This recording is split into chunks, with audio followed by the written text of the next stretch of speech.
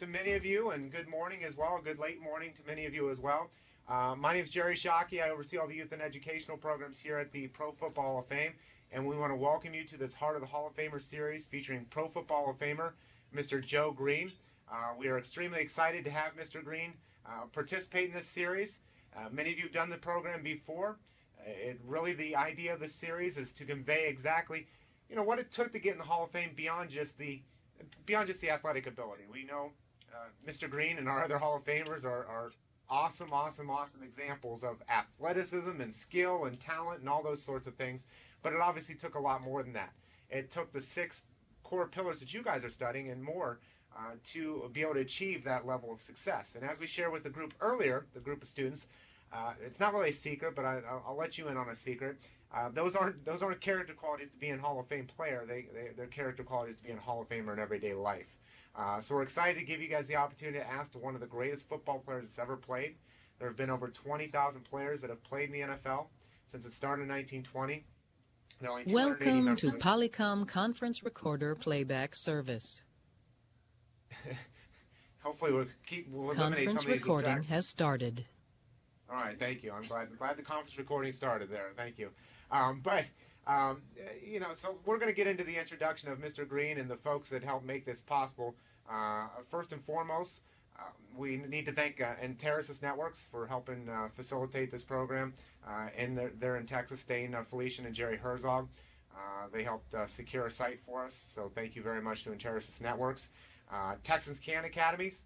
They are the folks that graciously opened their doors to Mr. Green. They're about 15, 20 miles away from his house, and allowed him to get in front of a video conferencing system and allowed us to connect back to us and out to schools all across the country. So thank you on behalf of the Hall of Fame, Texas Can Academies, for allowing us to do that. I know Charles Oliver and Gary Risk and Jeannie Culver and Gabriela Diaz and a number of other folks helped make this possible.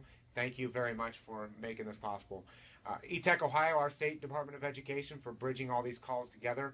Mark, Paul, Josh, Kenny, all those folks there that are at the help desk, thank you for making this possible. Thank the teachers, as we always do, because you're the ones that had to make the sacrifice and the arrangements on your end, so thank you very much for that. And last but definitely not least, we have to thank the students, because obviously you're the drivers of the show here today. So we are excited to give you the opportunity to speak with Mr. Green about advice on life and what character qualities he thinks is most important and those sorts of questions. But I would like to recognize the schools that are participating, and if you wouldn't mind, when I do call upon you, if you want to unmute your microphone at that time, and feel free to give a shout out for your school. And again, I apologize to all the schools for allowing your kids shout out in the school, but it's just for a minute. So let's go with the students that are there joining Mr. Green. Texas Can Academies, you want to give a shout out?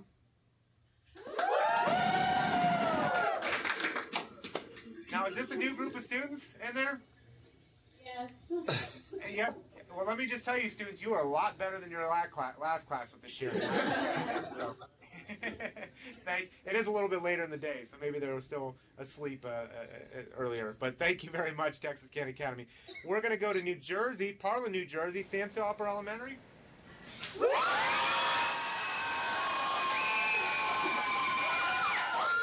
All right. Thank you, Sam. So one of our veterans to our programs. I think we got a few Steeler fans here, and Sidman, PA, I know their teachers are. Forest Hills Elementary.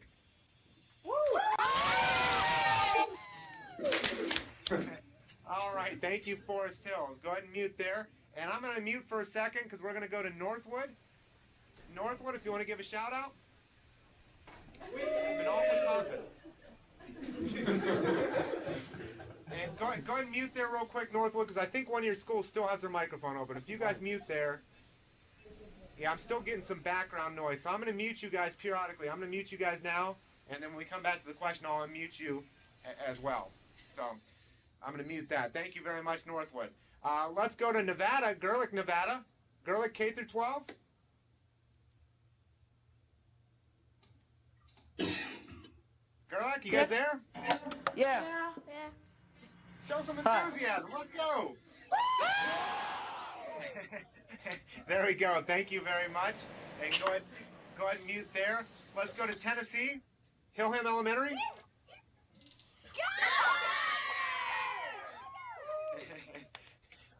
Thank you very much. And then we'd just like to recognize, you don't have to unmute your microphones, but some schools that are tuning in from as view-only schools. We have South High School in Cleveland, Ohio. We have Cumberland, Pepin, and Prairie Farm and Turtle Farm as well, or Prairie and Turtle Farm also tuning in from Monong, Wisconsin. So thank you, schools, for tuning in here today. So with that being said, I would like to get to the introduction of our featured speaker, because that's who you guys came to. You guys didn't come here to hear me talk. You came to hear him talk. So let's get into his introduction. He was a consensus All-America in 1968. He was the #1 draft pick in the 1969 draft. He became a cornerstone of a franchise that many of you may know dominated the 1970s. Even though it was before your time, I'm sure you've probably seen highlight films about the 70s Steelers. Exceptional team leader. He possessed size, speed, quickness, strength, and determination. He was an NFL defensive player both in 1972 and 1974. He was All-Pro or All-AFC 9 years. He played and won 4 Super Bowls, 6 AFC title games, and 10 Pro Bowls. Although the Steelers don't officially retire jerseys numbers, since his retirement, Mr. Green's number 75 jersey has never been used, has never been issued, and as we said earlier, kind of quotations mark, unofficially it has been retired. Off the field, he's gone on to an amazing career as well, which includes business ownership and other things. But from the start, in 1982, Green spent 1 year as a color analyst for CBS's NFL coverage before becoming an assistant coach under Steelers head coach Chuck Noll in 1987. He spent the next 16 years as an assistant coach in the National Football League, with stops in Pittsburgh, obviously, the Miami Dolphins, and the Arizona Cardinals. In 2004, he retired from coaching and was named the special assistant for player personnel for the Steelers. Might be something you guys might be familiar with, dealing with player personnel. Something just happened last week, the NFL draft that Mr. Green was involved with from the Steelers' perspective with player personnel. And in this position, he earned his 5th Super Bowl ring after Super Bowl 40 and his 6th Super Bowl ring after Super Bowl 43, and is one of only 4 people outside of the Rooney family, the legendary owners of the Pittsburgh Steelers, one of only 4 people outside of the Rooney family that actually have 6 Super Bowl rings. So we are extremely excited, and if we can have everyone unmute your microphones for a second and join me in welcoming Pro Football Hall of Famer from class of 1987, Mr. Mean Joe Green.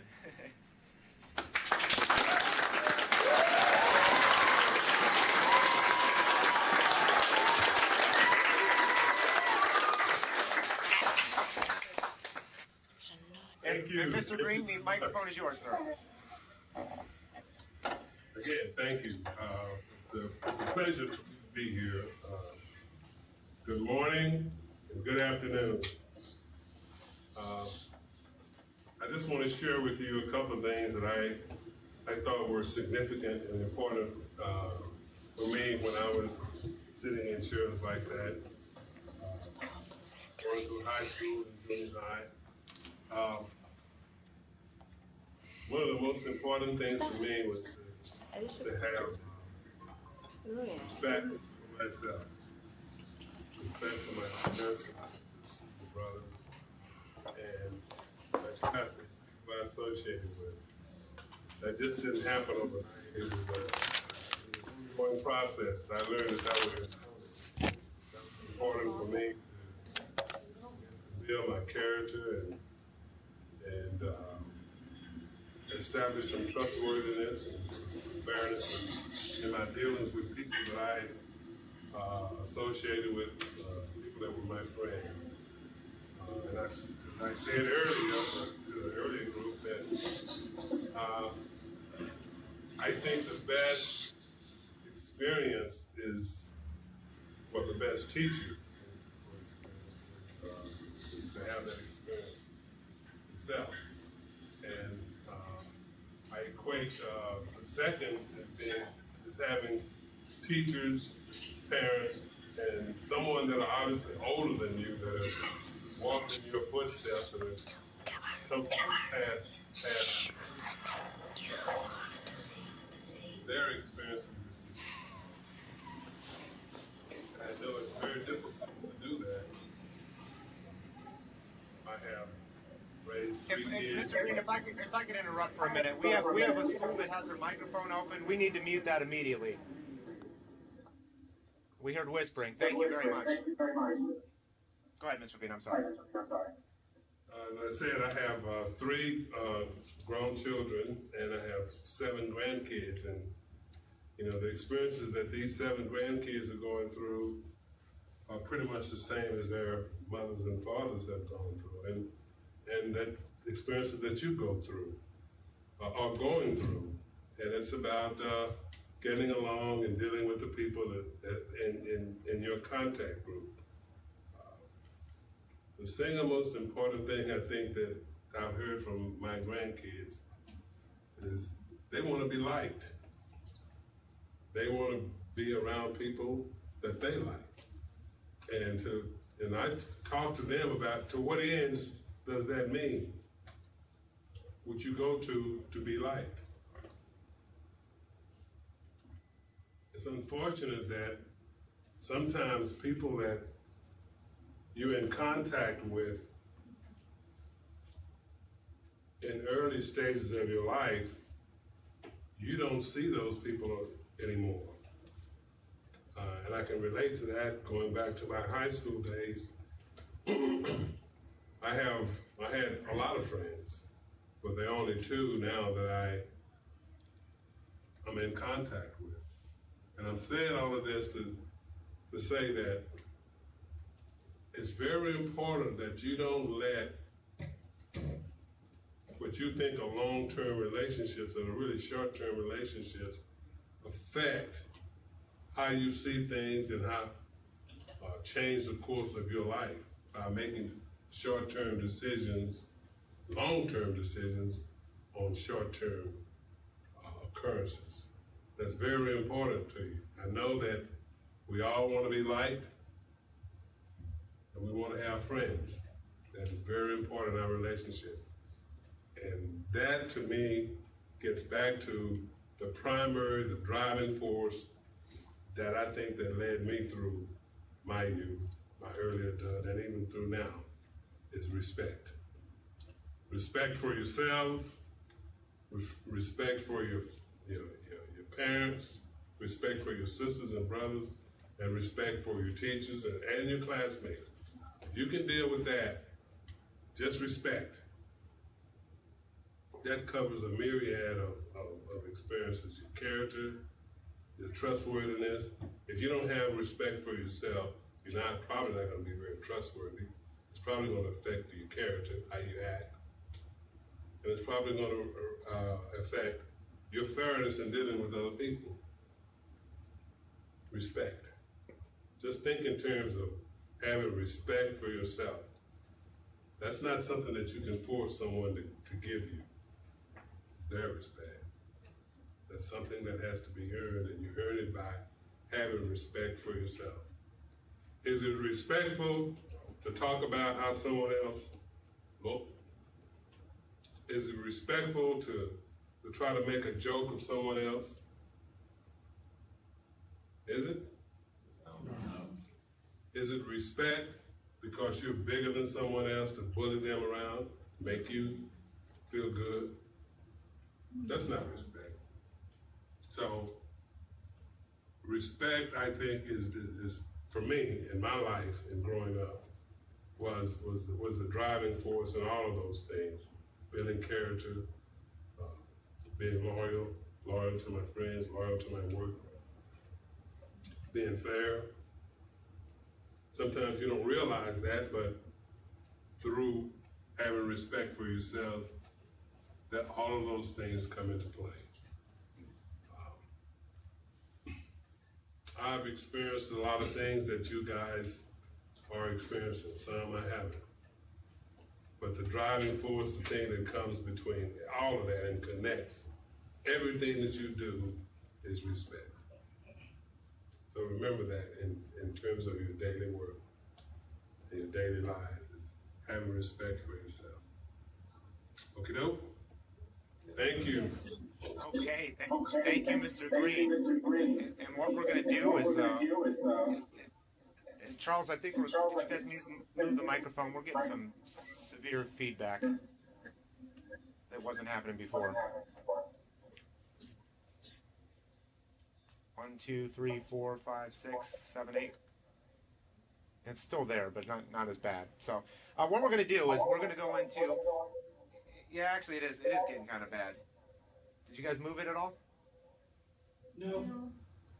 Okay, well, we'll just bear with it, because that just means I need to shut up more. So what we're going to do is we're going to go in the question order from Texas Can Academies, Samsel Upper Elementary, Forest Hills, Northwood, Gerlach, and then Hillham. Okay, we'll go in that order, and we'll start in Texas Can Academies. Just a reminder to everyone, first and foremost, please keep your microphones muted throughout the program till we call upon you, and even after you ask your question, please mute your microphone immediately after so we can eliminate any background noise. And I will also caution the students that are there and with Mr. Green, those microphones are, as you can hear, I'll tap by mine just really lightly. I mean, it comes through pretty loud and clear. You just got to be careful being not moving too much around it. So appreciate you guys been fine so far, but just to be cautious as the broadcast goes on. So with that being said, we're going to go to the Can Academy there. If you want to go with the first question. I have a question. Yes, sir. Would you say that you were, well, I'm not gonna say that you were a better player than Lawrence Taylor, but like, in statistics wise, like, were you a better player than Lawrence Taylor? Well, Lawrence Taylor, I've met Lawrence on several occasions, and probably 6 months ago, I was at an event where we took a picture, and it's good. Lawrence Taylor, probably at no position other than, say, quarterback position, impacted the game more than, no player impacted the game more than Lawrence Taylor. He was a tremendous outside linebacker for the New York Giants. He was a very, very vicious pass rusher that sacked the quarterback many times. He was very good in pass defense and run defense. He was very good in those, but the thing that they didn't want him doing was rushing the quarterback. And he excelled at that, and statistically, I don't know where he ranks in terms of stats, but I'm sure it's up in the top 5, particularly in sacks and sacking the quarterback. And my stats would be nowhere near his stats. But we did win 4 Super Bowls, and he won 2. Thank you very much. Great question.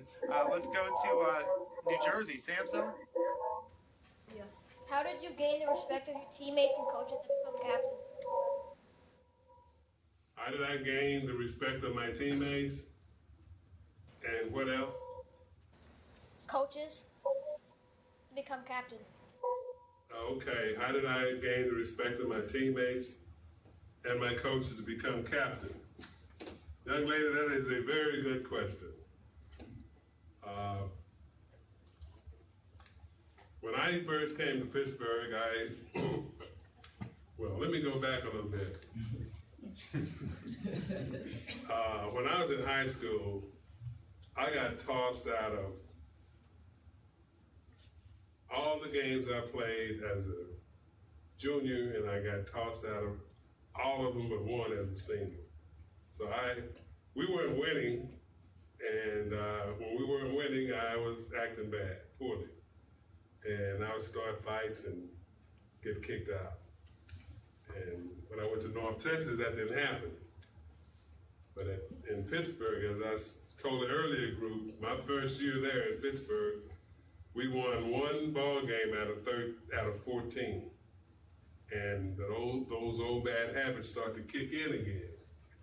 And I started acting up on the field, got tossed out of 3 ball games, I think, that year, but I was always fussing with the officials, complaining about something. And I guess it was my 5th year. I got named captain. And I never forget this moment. When I got home and I told my family, my daughter, who was 3 at the time, I told them I was captain. They named me captain, and she started laughing. They named you captain? I said, because I was so disruptive. I was a bad influence on everybody during playing day. My actions on the field affected the team. But when Coach made me captain,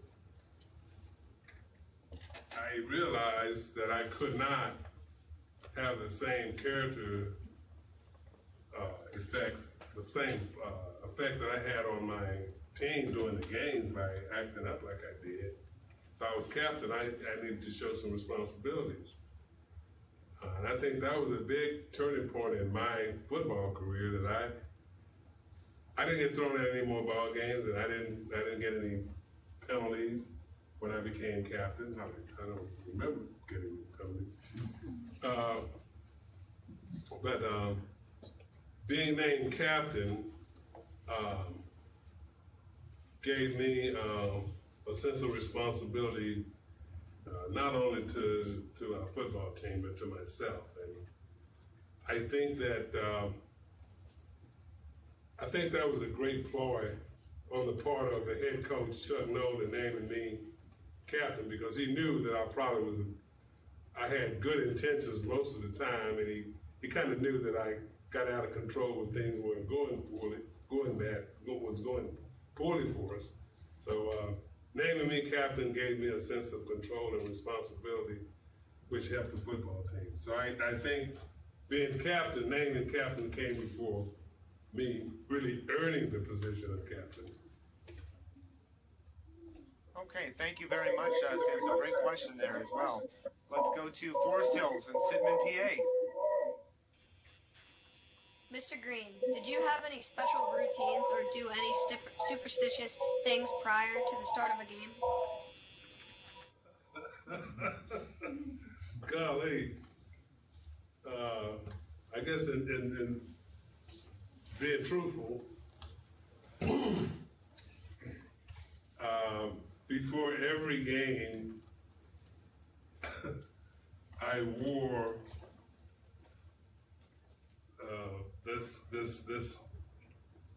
these underwear, and they were gold, and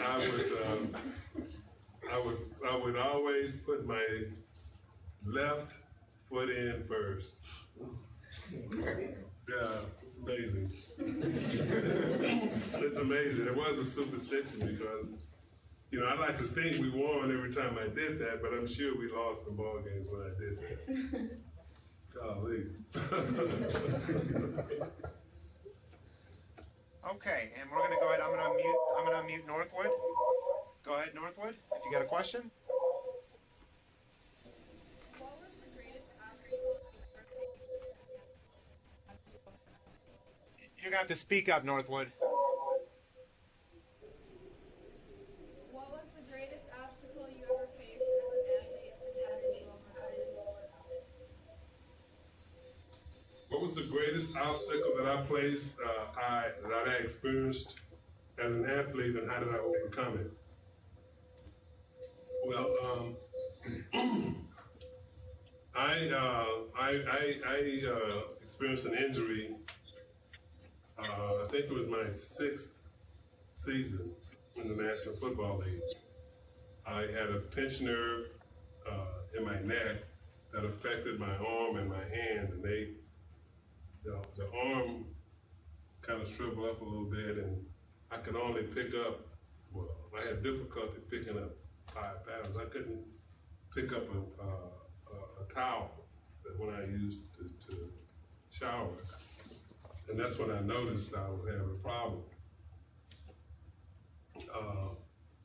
That happened, it happened during the season of 1975 when we won this Super Bowl ring. And I went to see the team doctors and the trainers, and we worked on it. I went to see chiropractors.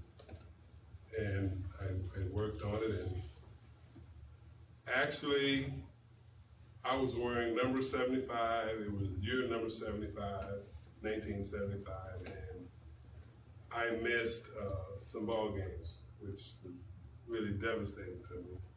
And my team was playing in the Super Bowl. Well, actually, we played in the AFC Championship game. That's the game before the Super Bowl. Our team won, but I couldn't play, which was painful.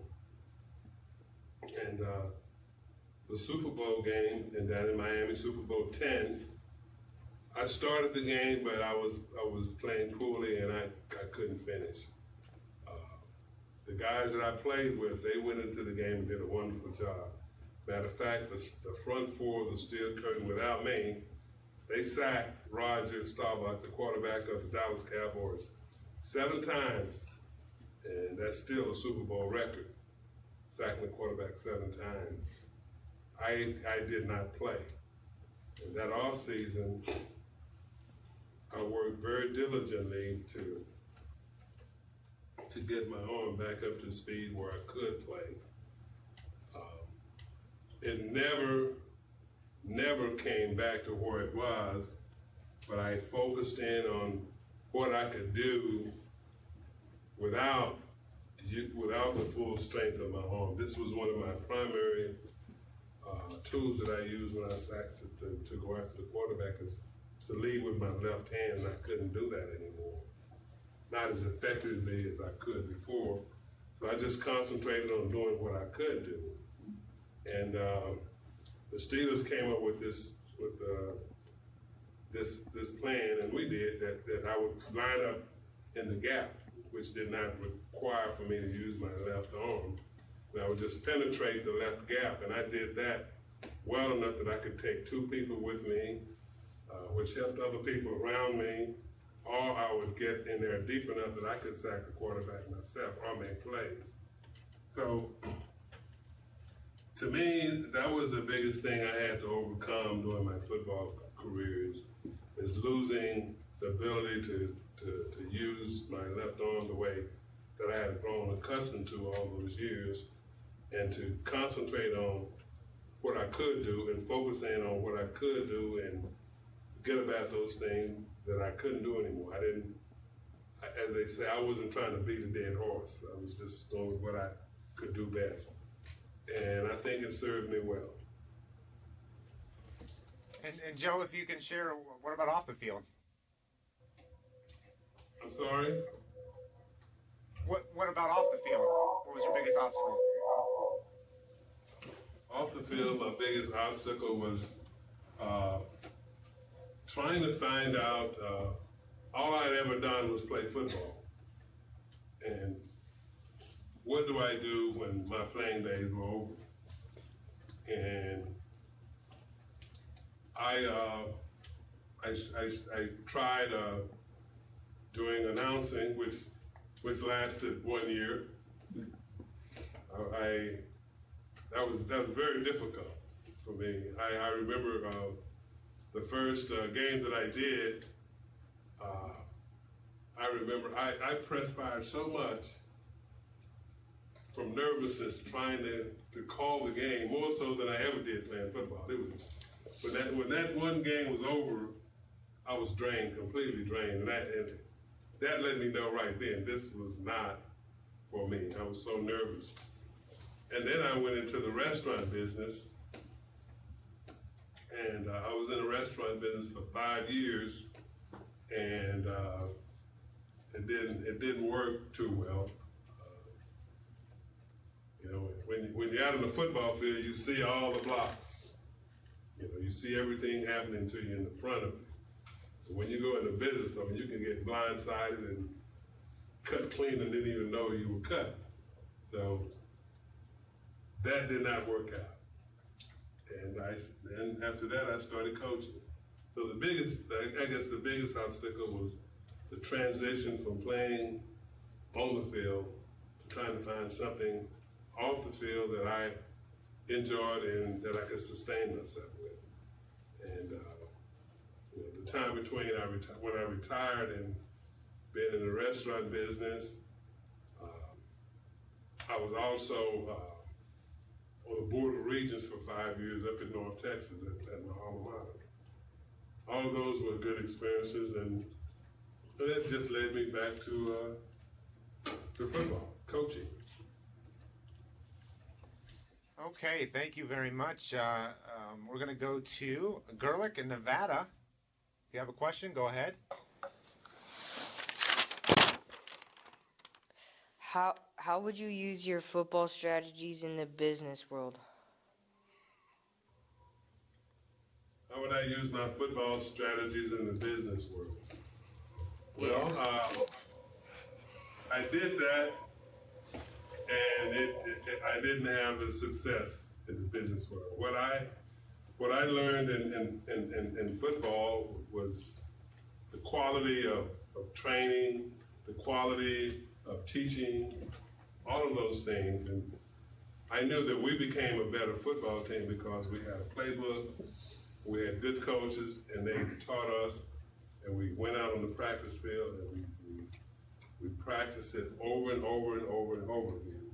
We weren't trying to be all things to all people. We were just trying to do what was in the book and what we knew that we had a chance. So we focused on simple things, and we mastered that. And that's what I was trying to do in the restaurant businesses. Cleanliness in the facility, service, consistency in your food, consistency in preparation, wait staff looking clean all the time, cleaning the tables as soon as the customers left, making sure that it was the facility was clean. And we had a playbook, a manual, what we call it, a manual for them to go by. And they would be, before anyone went out on the floor, they would have 2 weeks of training. And whether that was enough, I don't know, but I ended up not having success in the business for whatever reason, probably running out of money or any other reason, but I think that I started off properly in terms of the training and being up to speed on what our business was and how to present it. It just did not work out. And I think that's I'm sorry. And I think that's really important for students to realize that, you don't always, no matter how hard you work, because I guarantee as Mr. Green was preparing that business and starting the business and going forward on that, he prepared just as hard as he did, playing football or any other endeavor in his life. We don't always win the Super Bowl. We don't always get an A on the test. We don't always have the achieve those pinnacle marks, I guess you could say. But I guess the learning is in the experience and knowing that, okay, that didn't work out. How can I do better next time? And I think that's really important for us to realize that we don't always get an A on the test. We don't always have a Hall of Fame. Jerry, that's a very important lesson, is that when you don't have the success that you're looking for, you don't stop. Life doesn't end. It's just something that you learn that you take to the next level. As I told the earlier group, that I went into coaching and had no prior experience, but I had a good teacher that had patience with me. Just like when I started scouting, I had no previous experience in it, but I had a good group that I was working with, and they gave me an opportunity to get up to speed. And that's just about the way it happens all the time, is that don't be afraid because you don't know right now. Just keep moving forward. Keep putting one foot in front of the other and doing the best that you can and giving the best effort. People usually recognize the intensity and the effort that you put into the job. In my coaching days, we'd have young men come out that had success in their previous college. And they would always get nervous about the playbook, about the speed of the game, the tempo of the game. And I said, my guys I'm talking to, don't worry about what to do, how to do it right now. Just do what you know how to do, is play.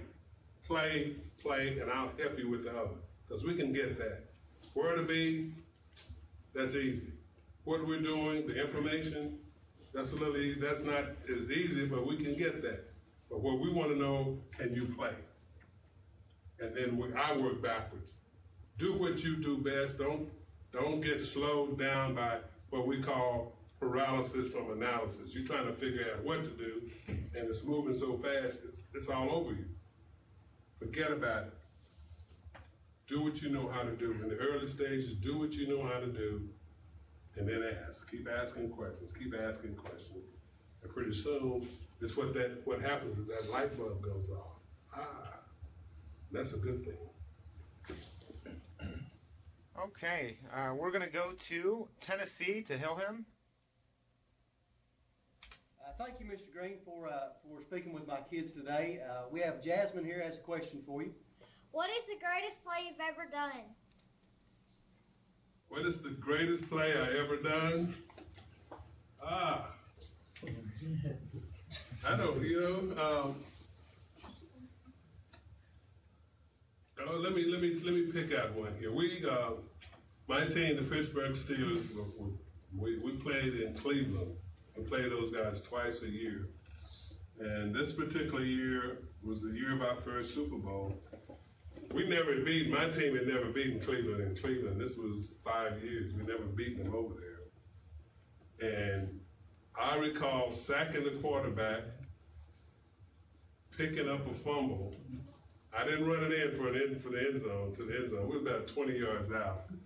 I was smart enough to know that I wasn't the fastest guy on the field. So I pitched it to one of my teammates, JT Thomas, and he took it into the end zone for a touchdown, and we ended up winning the football game. That was one of them, and another play that comes to mind is that same year in Super Bowl IX, playing the Minnesota Vikings. They were on our 1 yard line, and the running back went into the pile, and as I was getting up, I said, gee, there's the football. I picked up the football. We had the football. I didn't do anything then but see the football and picked it up. So that's kind of how plays go. Sometimes you don't do anything and it's like, there it is. Other times you work really, really hard and things happen. So that's just the way it is in life. Sometimes you don't do anything and good fortune smiles on you. Other times you're working your tail off and there it is. And it can work the other way also. But that was the time. I see in the pink. Pretty good. Thank you. Badgernet Video Network. Thank you very much, Hillham. Let's go back to the students there with Mr. Green. Go ahead. I have another question. When Pat Summerall passed away, like, what effect did that leave on you? Well, it was a sad day because Pat Summerall was the voice of the National Football League for a lot of years. You know that sometimes when I watch games, I turn the announcers off and just watch the game and listen to music. But when Pat's on, I don't tune him off. I listen because he had a way of just talking about the game, just saying enough, and then you get the rest. But sometimes you wish these guys would shut up. You never would say that about Pat. His voice was strong, but just still soft and soothing. And the information that he gave was always on point. He brought you halfway, and then you finish it. He wouldn't talk all the way through the play. And that was a good thing. Matter of fact, Pat Summerall was the guy that when I was internship, I would say when I was trying to be an announcer, and they were looking at me to see if I qualified, if I had the talents to do that. Well, what we did is we looked at a football game on TV, and I was the analyst, and he was the play-by-play guy, and we I was calling the game and he was talking the game. It wasn't a live game, it was over TV. And he was just so smooth and so confident that he really helped me think that I could do that. Contrary to me doing it with another network, that guy, he didn't care whether I was there or not. So I knew then that Pat was all I thought he was. Good man. We're gonna miss him. The National Football League is gonna miss him. Thank you. Great question there, Ken Academy. Let's go to New Jersey. This guy. wait for him. Can you answer? What's that? Go. We got another question here. Oh, okay. Education for a professional ball player. What is the importance of education for a professional ball player? It is very, very important. Most of the time, there are exceptions, most of the time, you cannot get there unless you go to college and get an education. But a lot of guys do go to college that don't get degrees. And I'll just say from my own personal experience, what an education will do for you, it helps you make decisions in your profession and outside of your profession. It helps you make good decisions about the resources that you acquire while you're playing. It helps you know how to deal with those, what to do with those resources when you retire, and what other avenue will you go in after you retire. Have you prepared yourself through your educational background to go into something else? Maybe your major or something else that you've done while you were playing football. A lot of guys right now, well, some, they'll play football during the season, but they'll have other jobs and responsibilities during the off season. And keeping in mind that that's what they're looking at. They're trying to build a career after football. And one's ability to think and have other choices is very important. That's important in anything that you do, is to give yourself choices. And education helps you with those choices. In hindsight, I didn't know this going in, but you think of an education as giving you some tools to fight with, because you need tools. You cannot go into any endeavor without having tools, arming yourself to deal with whatever is in that environment. That's what an education to me means. You're arming yourself to deal with all types of circumstances, particularly, hopefully, one that's focused into what you majored in, but not all the time. And probably very, very, very seldom, but it's important. Even if you don't play football, whatever you do, don't ever think that what you're doing right now is not important. You can't see more. When would I use this? What would I do with this? In my current job, what I do is I look at guys, I look at tape and film, and then I have to write a report. And that report has to make sense to somebody other than myself. Hopefully when I write that report, it's telling a story. That when that report is written, you can read in that, I think this guy can play, and I think he can do these things. Well, I think this guy can't do these, and he's not worthy of us paying attention to. Now, in writing that report, I have to use verbs and adjectives, first person, second person, have to use punctuations, gotta put capital letters where they're supposed to be. And let me tell you, when I was in high school taking English, I did not like it. I didn't want to know, you know, what am I going to do with this? I had no idea. I went 30 years not having to write a report, but I had to read things. I had to read reports. That's very important. I didn't have to use any writing skills. So you never know in your endeavors where your education is going to lead you, when you're going to need certain things that that you learned in high school or in college.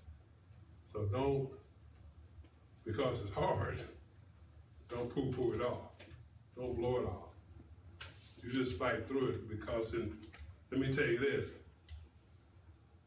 that math that's hard for you, that English that's hard for you, all of that sometimes is going to show its face.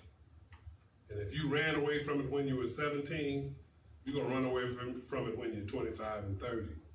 But if you work your way through it, you don't have to get an A. It'd be nice to get one, but if you get a C, a passing grade, guess what you've accomplished by not giving up? What you've accomplished is the desire and the fight to go through those things, and you've learned that you can accomplish anything you want to. You might not get that A, but what you did is you build the strength and the confidence in yourself that you're going to see it all through. You get that C is much, much, much better than what you established by quitting, because quitting also establishes a habit. So fight through it. Fight through it. You know, what we used to say in our business is, you know, if it was easy, anybody could do it. Be true to yourself and be fair. Be fair. Easy is not what we're looking for. Easy is not what we're looking for. We're looking for success. We're looking for you to go through the process of getting it done. Pushing through, not being distracted, pushing through, staying focused on the goal. Okay? Thank you very much. Let's go to New Jersey. We've got looks like about 7 or 8 minutes left, so we'll try to get through as many questions as we can for the schools. Go ahead, New Jersey. How do respecting people help you reach your goals? I did respecting people help me reach my goal. You know, I think that I know that it helped me get my coaching job after my playing days were over. I know that it helped me get my scouting position after my coaching days were finished. And that's, you know, the respect and the trustworthy that your bosses, your co-workers, the people around you, they see that. And when your name comes up, what are they going to associate with your name? A respectful person, a trustworthy person, a person that's going to give its all to have success, to do the job. I mean, that's really what it comes down to in our life's endeavors is what impact do you have on other people? How do they see you?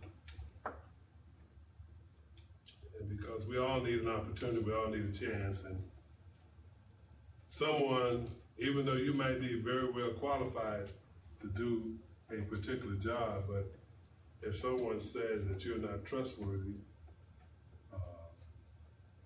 you're probably not going to get that job. How do you see yourself when you're at home by yourself and no one's looking?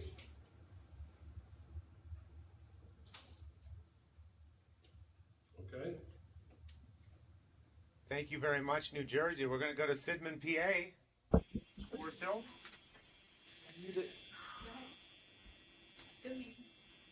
Mr. Green, our teacher loved the Mean Joe Green Coca-Cola commercial back in 1979. We weren't even born yet and never saw it, so she had to show us the commercial on YouTube. It showed such a sweet side to me, Joe Green. Was it fun shooting that commercial, and what kind of impact did it have on your career? Michael's first. What kind of impact did it have on my career? I told the class earlier that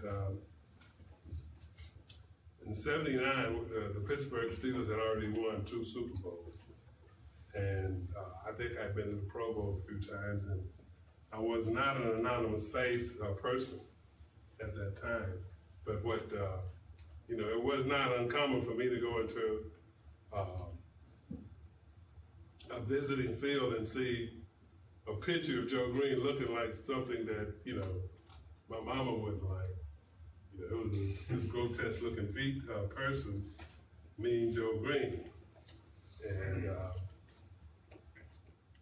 I remember, kids used to come up to me and they'd see me and they'd run away. And I recall being playing in the Pro Bowl in Hawaii in '79, and we were on the practice field, and this was right next to an elementary school. And when those kids let out for what do you call it, playtime,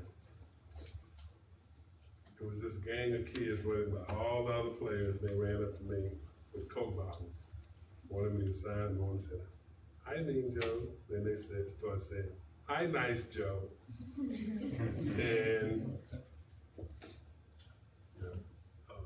little old ladies would come up to me and say hello to me. People that did not, they didn't know me as a football player. They just remember the commercial. And it is a testament to what your teacher just told you. It has lasted all of these years. It won the Clio Award. And it's been shown countless Super Bowls for over 30 years. And I went through a spell there where I was no longer Mean Joe, I was Nice Joe, little pussycat. And one of the finest moments I've experienced just watching the commercial just occurred about 2 weeks ago. I was being honored at North Texas downtown here in Dallas. And I was presented for the award by Drew Pearson, all-time great Dallas Cowboy. And they in the presentation, they showed the commercial.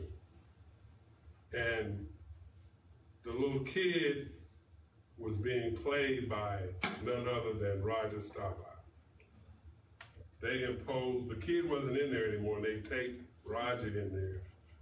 And I'm telling you, I got such a kick out of that. That was so much fun to watch that being portrayed over and over again. So the Coca-Cola commercial had a tremendous impact on my professional career and my personal life. I still think that in many instances, the Coca-Cola commercial has had longer legs than my pro football career. So thank you for the question. I never tire of talking about that commercial. Well, thank you, Forrest Tills. And unfortunately, we're coming to the end of time here. But Mr. Green, you've talked about a lot of different things, especially facing your fears, overcoming those fears. Obviously, respect, I think, is the cornerstone of what you're about in your philosophy in life and advice that you give to people. Is there anything you'd like to reiterate or something maybe we didn't touch on that you'd like to share with these students to close out the program? Well, again, I'll have to get back to the respect, overcoming your fears, recognizing your fears, and really the fears are not as bad as you think they are, but they can be very crippling. They can paralyze you if you don't You don't deal with them because you're stuck into inactivity, no action. You're not moving toward getting rid of the fear. And it's all right to be a kid. It's all right to be a young person.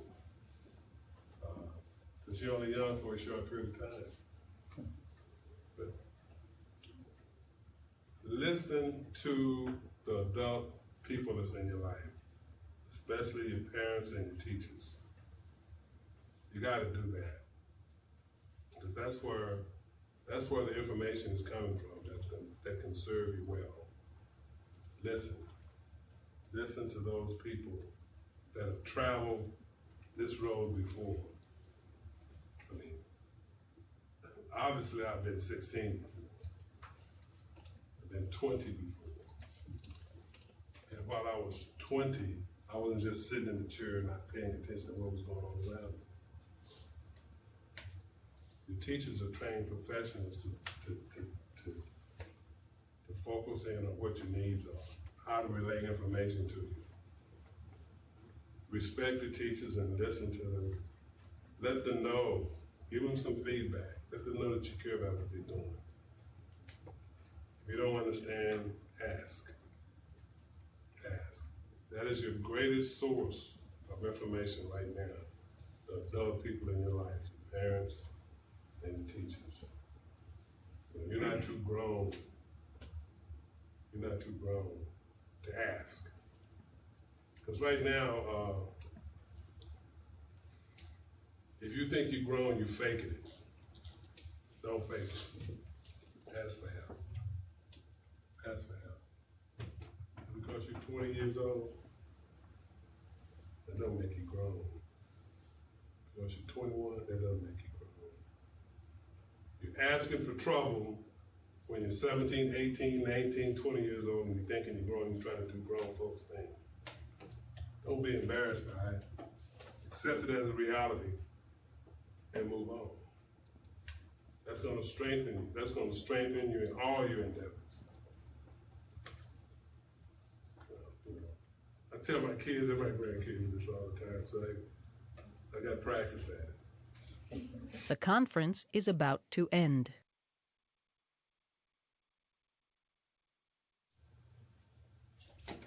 Okay, all right. Well, let's, everyone, if you can unmute your microphones for a second and join me in giving a warm round of applause and saying thank you to Pro Football Hall of Famer.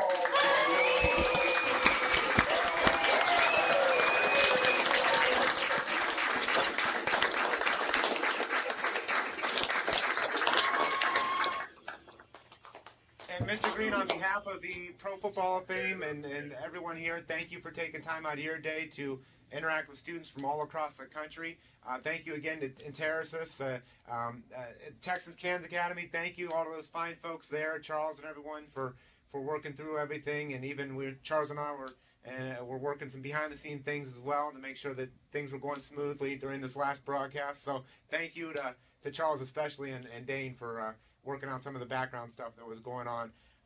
Thank you to eTech Ohio. Thank you to the teachers, and most importantly, thank you to the students for connecting in here today.